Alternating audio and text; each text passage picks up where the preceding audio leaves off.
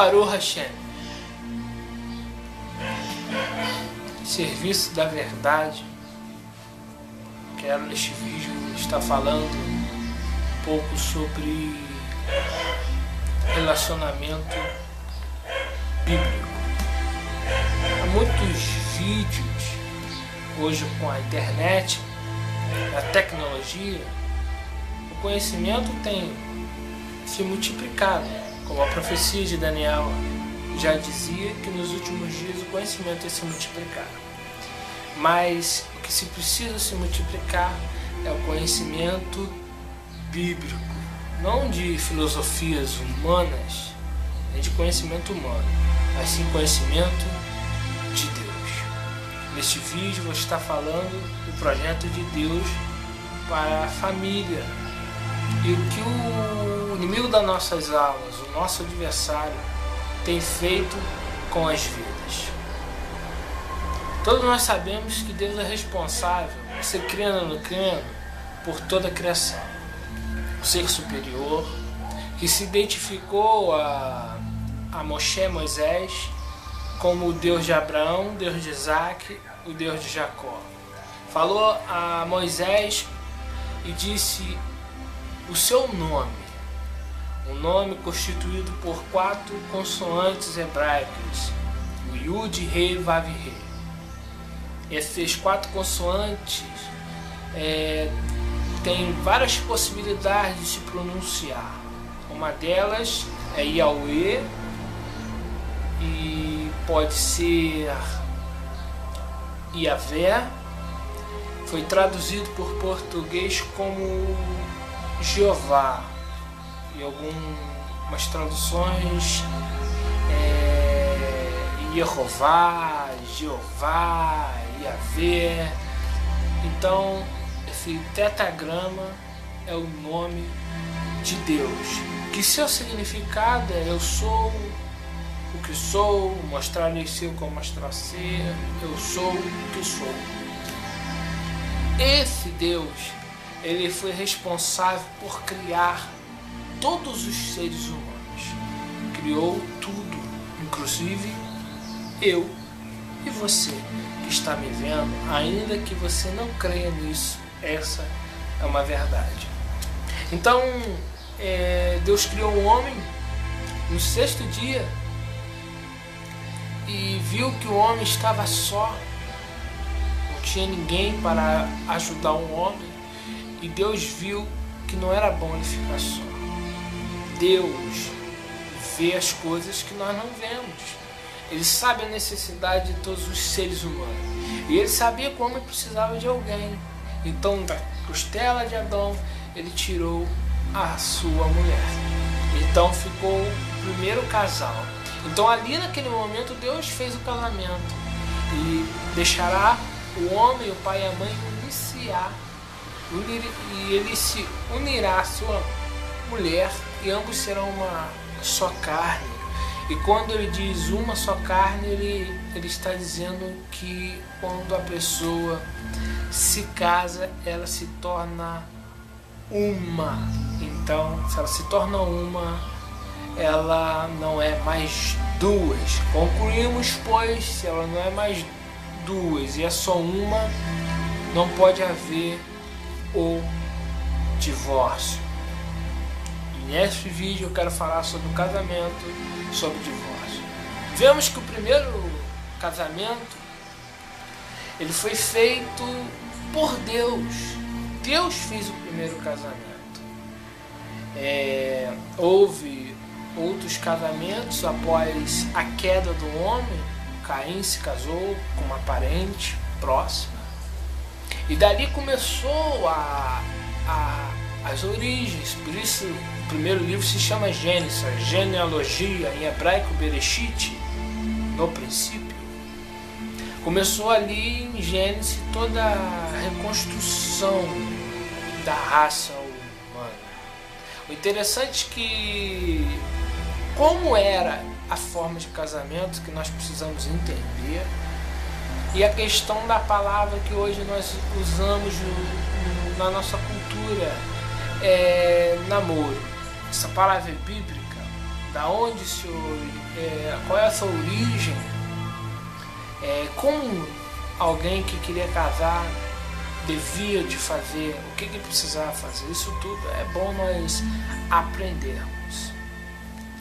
Aconteceu que Deus, ele tinha um projeto com o homem de restaurá-lo, mesmo após sua queda. Então o seu filho foi enviado, Yeshua HaMashiach, para fazer isso. E após a vinda de Yeshua, ele ensinou um pouco sobre o casamento, falou sobre o divórcio e deixou palavras que são memoráveis, palavras que temos que entendê-las. Há uma questão interessante que Jesus, Yeshua, ele sempre usava os manuscritos antigos, os textos da antiga aliança, para se basear na sua doutrina. Ele sempre citou, quando ele estava em Mateus 19 e os fariseus foram tentar a Jesus, perguntando se era lícito, se o homem se podia separar por qualquer motivo, ele usa Gênesis capítulo 2 e diz: e o homem deixará o pai e mãe e unirá-se a sua mulher, e ambos não são mais dois, e sim o que Deus uniu não separe o homem. Ele usa o Gênesis para poder trazer aquele momento uma questão social, não social, porque o casamento é algo também muito espiritual, mas ele volta ao princípio da criação e diz que Deus fez daquele jeito e é daquele jeito que vai ser. Então replicaram, então por que Moisés deu carta de divórcio? Moisés deu porque vocês eram duros de coração, vocês eram teimosos, é isso que o Senhor está dizendo. Vocês não eram crentes, vocês não eram convertidos. Claro que Moisés criou esse mandamento porque as mulheres estavam passando por uma situação muito difícil. Se o israelita não crente quisesse se casar de novo e a lei proibisse, ele teria coragem até de matar a mulher para poder se casar com outra. E entre outras coisas, a mulher sem a virgindade era como uma mulher sem vida. É como uma árvore que não dá fruto, assim seria uma mulher sem a virgindade. Então Moisés teve que fazer uma carta para que as mulheres que fossem abandonadas pudessem ter um casamento, se assim algum homem assim a quisesse, não teria impedimento nenhum. Sabemos, pois, que os sacerdotes só poderiam se casar com mulheres virgens. Então a virgindade na Bíblia é algo muito importante, algo que essa sociedade não sabe o que é isso. Uma sociedade adúltera que só pensa nos prazeres carnais. Mas Salomão disse: lembra do teu Criador nos dias da tua mocidade. Todas as coisas que tu fizer na tua mocidade, tu darás contas ao teu Deus. Então a primeira coisa é o namoro. O namoro é bíblico. O namoro da cultura brasileira não é bíblico. O que se faziam? Desposar. Prometia-se uma moça em casamento. Era-se pago um dote ao pai da moça, um valor estipulado. Então ela era prometida, era um acordo feito que não podia ser violado. A jovem nunca poderia ser de outro homem mais. Ela não poderia se deitar com outro homem nem perder sua virgindade. Se isso ocorresse, a pena era de morte. E o homem que, por exemplo, pegasse uma mulher, uma jovem virgem, Deuteronômio 22, 23 diz que se ela não fosse uma jovem prometida e ele fizesse isso, esse homem fizesse isso, ele teria que pagar uma multa ao pai da jovem e se casar com essa jovem. Você talvez possa se lembrar dos antigos, aqueles homens que desonravam as mulheres e os pais obrigavam a casar. Isso é um princípio bíblico. É um princípio bíblico. Desonrou a jovem, tem que casar, se ela não fosse prometida. Essa questão da promessa já é o noivado. Na cultura bíblica não existe namoro, e sim noivado. O noivado, sim, já é um compromisso para o matrimônio. Na realidade, o namoro é maligno para trazer aos jovens uma liberdade que eles não têm. Você não tem liberdade de deixar nenhum homem tocar em você se não é teu esposo. Nenhum homem que a moça era prometida podia tocar nela, não podia ter relações com ela. O que acontece hoje é a depravação humana no meio dos jovens, no meio da cultura que é podre, no meio da sociedade que se diz ser cristã, que bate palma para o ecumenismo que passa nas redes de televisão e não sabe que os jovens estão indo pelo caminho da perdição, pelo caminho de Jezabel, se prostituindo, se amassando pela porta das igrejas. Então o namoro não é bíblico. O noivado, sim, ele é bíblico. Ele é bíblico. Paulo ensina assim: jovens, é bom se vocês ficassem como eu, mas se não podem conter-se, é melhor casar do que abrasar. Abrasar é sentir forte desejo. Então, Paulo, para vocês não pecarem, ele não mandou você namorar. Paulo não disse para você namorar. Paulo disse para você casar, entrar em matrimônio, sabendo que é eterno. Sabendo que é eterno. Para que não fique só nas minhas palavras, vamos ler o livro do apóstolo Paulo, que escreveu aos Coríntios. Paulo, ele fala muito sobre o casamento. Capítulo 7 de 1 Coríntios, versículo 10. Ora, aos casados ordeno não eu, mas o Senhor, que a mulher não se aparte do marido, se porém ela vier a separar-se, que não se case, ou que se reconcilie com seu marido, e que o marido não se aparte de sua mulher. Está bem claro e óbvio que Paulo não dá ênfase ao divórcio, não dá ênfase. Paulo é taxativo. Paulo, ele conhece o mandamento que Jesus deu lá atrás. Paulo tem esse conhecimento e Paulo passa isso para aquela igreja. Versículo 25 do capítulo 7. Com respeito às virgens, não tenho mandamento do Senhor, porém dou a minha opinião, como tenho recebido do Senhor a misericórdia de ser fiel. Considero, por causa da angústia e situação presente, ser bom para um homem permanecer assim como está. Estás casado? Não procure separar-te. Estás livre de mulher? Não procure casamento. Mas se casares, com isso não pecas. E também se a virgem se casar, por isso não peca. Ainda assim, tais pessoas sofrerão angústias na carne. E eu queria poupar-vos. Paulo está dizendo que o casamento vai ser coisa fácil. Paulo está dizendo aqui de uma pessoa que casa totalmente certo, com os padrões bíblicos.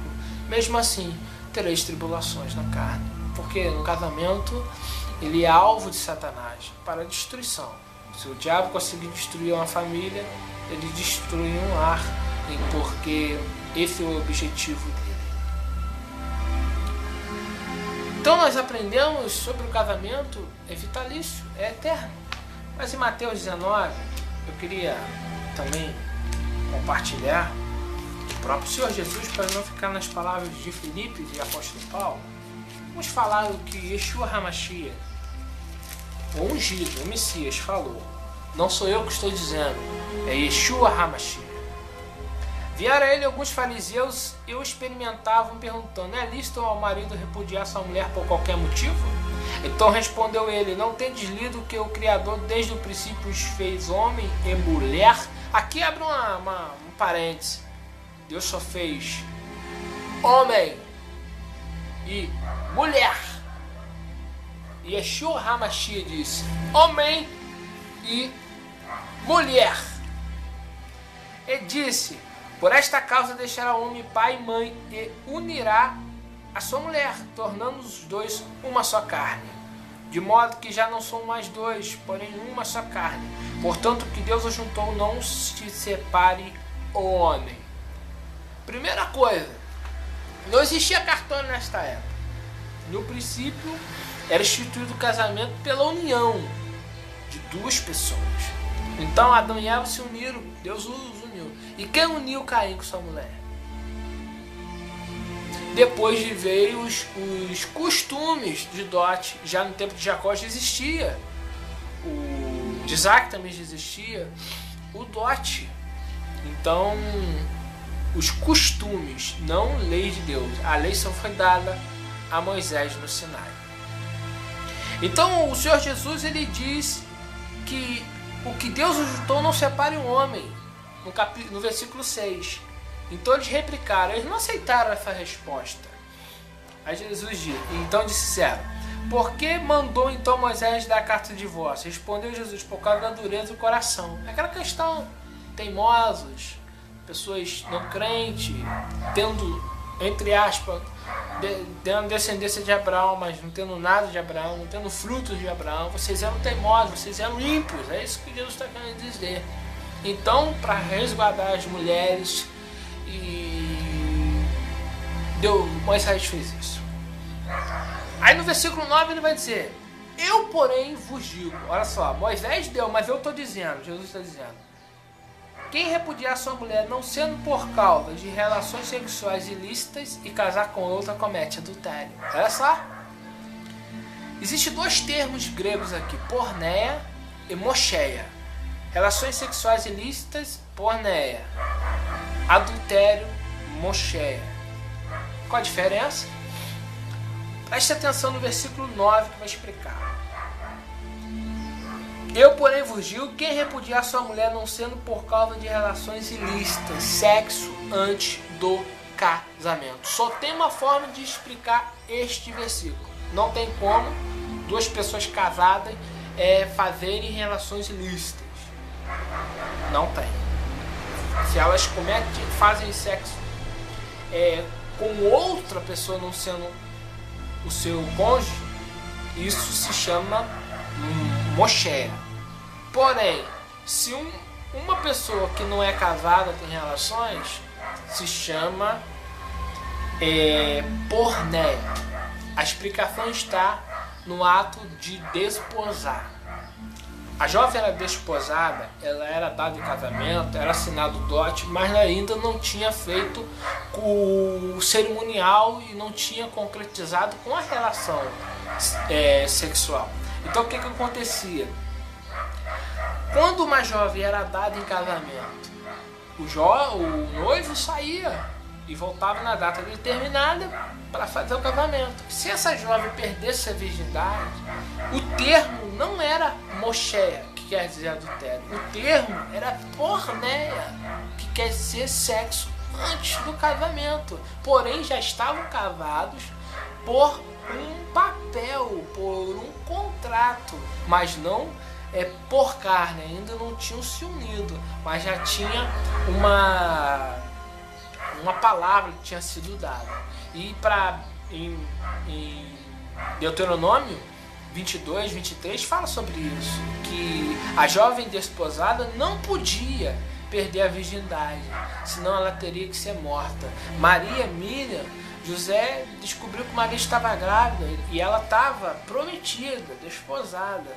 Então José pensou, ela me traiu e quis separar. O texto diz que o anjo disse, não faça isso, José, não temas em tomá-la, porque o que provém dela, o que está gerando nela é do Espírito Santo. Então mostrando que as mulheres que eram desposadas já eram tratadas como esposas, porém ainda não tinha se concretizado. Por isso que Mateus usa os dois termos diferentes. Mateus usa o termo primeiro, relações ilícitas, porné, e usa o termo adultério. Uma outra veracidade do texto é que quem casa com a repudiada, a parte que não pecou, não podia casar com ninguém.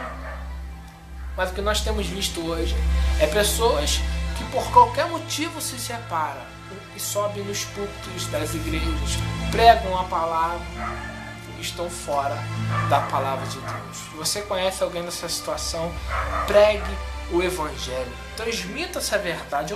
Algumas pessoas vão achar radicalismo. Radicalismo é viver desta forma, como o mundo está vivendo. Eu quero namorar, o que eu devo fazer? Você deve seguir o padrão bíblico. O padrão bíblico é se dar em casamento. Você vai dizer, é o tempo do ronca. É o tempo da Bíblia. Jesus disse, eu sou o mesmo ontem, hoje e sempre. A sua palavra diz que passe os céus, passe a terra. A sua palavra jamais passará. Então fique com essa palavra. Se você quer casar, sabe que o casamento é eterno. E não fique namorando uma outra, que isso se chama relações ilícitas. E isso se chama imoralidade sexual.